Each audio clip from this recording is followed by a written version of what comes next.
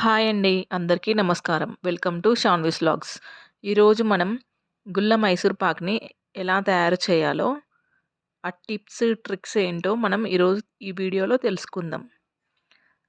ఈ గుల్ల Mysore పాక్‌ని perfect tips పాటించి చేస్తే సేమ్ షాప్‌లో లాగా వస్తుంది. ఒకసారి ఈ పక్కా కొలతలతో ట్రై చేసి చూడండి. చాలా బాగా వస్తుంది. సేమ్ షాప్‌లో కొన్నట్లే వస్తుంది.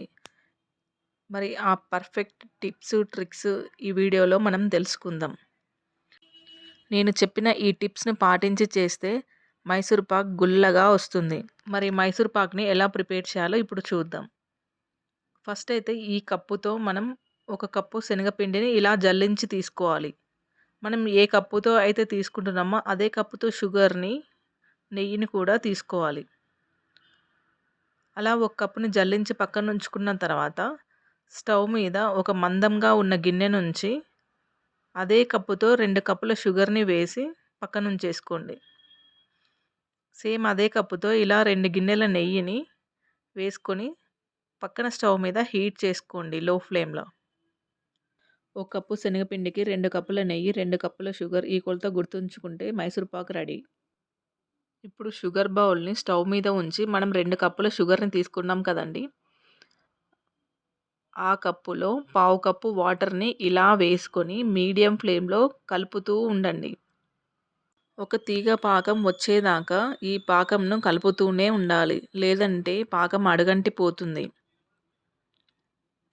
స్టవ్‌ని లో టు మీడియం ఫ్లేమ్‌లో అడ్జస్ట్ చేసుకుంటూ ఈ పాకంని ప్రిపేర్ చేసుకోవాలి. ఈ షుగర్ కరిగేలోపు మనం ఒక ప్లేట్‌కి ఇలా నెయ్యిని రాసుకొని పక్కనుంచుకుందాం. ఇలా 2 స్పూన్ల నెయ్యిని వేసుకొని ప్లేట్ మొత్తం అప్లై చేసుకుందాం. ఇలా అంచులు వెడల్పుగా ఉన్న ప్లేట్‌ని తీసుకోండి. లేదంటే పొడుగా ఉన్న బౌల్‌నైనా తీసుకోవచ్చు.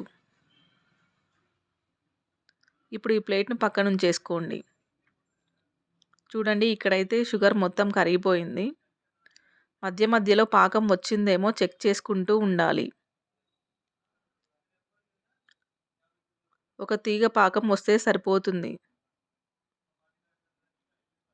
ఇలా చెక్ చేసుకోండి. చూడండి తీగ పాకం అయితే వచ్చింది. ఇలా ఒక తీగ పాకం రావాలి.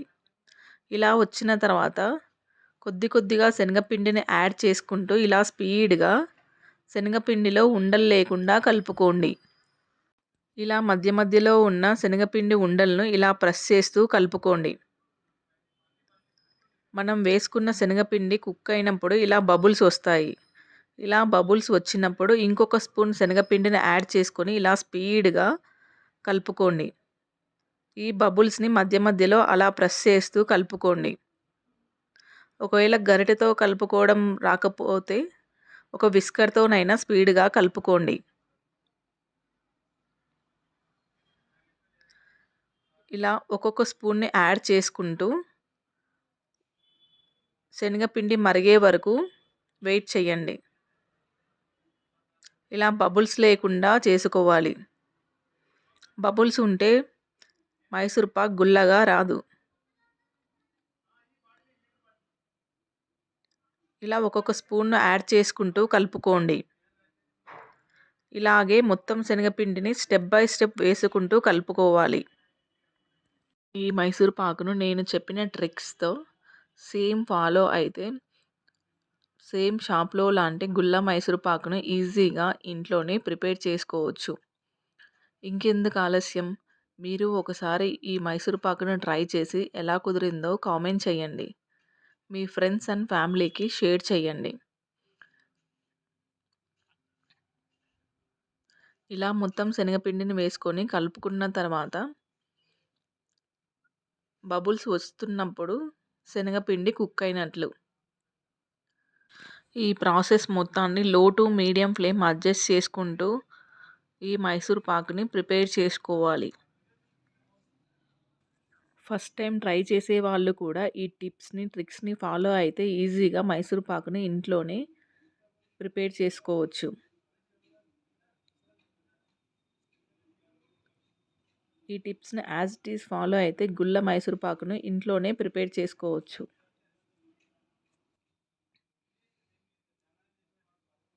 ఇలా బబుల్స్ వస్తున్న శనగపిండిలోకి మనం పక్కన హీట్ చేసుకున్న నెయ్యిని కలుపుకుంటూ ఇలా కలుపుకోండి. అంతే, ఎంతో టేస్టీ అయిన మైసూర్ పాక్ రెడీ అయింది. తర్వాత దీన్ని మనం నెయ్యిని అప్లై చేసుకున్న ప్లేట్‌లోకి షిఫ్ట్ చేసుకొని ఇలా స్పూన్‌తో కలుపుతూ సెట్ చేసుకోండి. ఇది కొంచెం చల్లగా అయ్యే వరకు వెయిట్ చేయాలి. పై లేయర్ చల్లగా అయిన తర్వాత ఒక నైఫ్‌ని తీసుకొని మనకు కావాల్సిన షేప్‌లో ఘాట్లు పెట్టుకోండి. అంతే, ఎంతో టేస్టీ అయిన మైసూర్ పాక్ ఇంట్లోనే ఈజీగా ప్రిపేర్ చేసుకోవచ్చు. ఇలాంటి మరెన్నో ఇంట్రెస్టింగ్ రెసిపీస్ కోసం మన ఛానల్‌ను తప్పకుండా సబ్స్క్రైబ్ చేసుకోండి. ఈ వీడియో గనక మీకు నచ్చినట్లయితే please like, share, subscribe. Thank you for watching.